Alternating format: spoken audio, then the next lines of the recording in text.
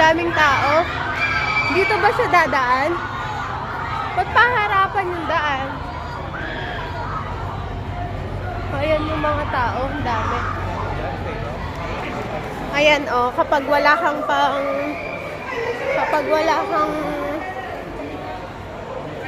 kang bayad ng ticket, maghanap ka ng way para makapanood ka. Pero sobrang strict nila. Ayan mas maganda nga doon.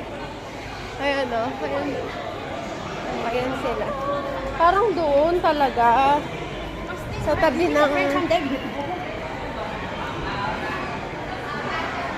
Ayan. Ayun. Ang sakit na ng paa ko. Ayan yung mga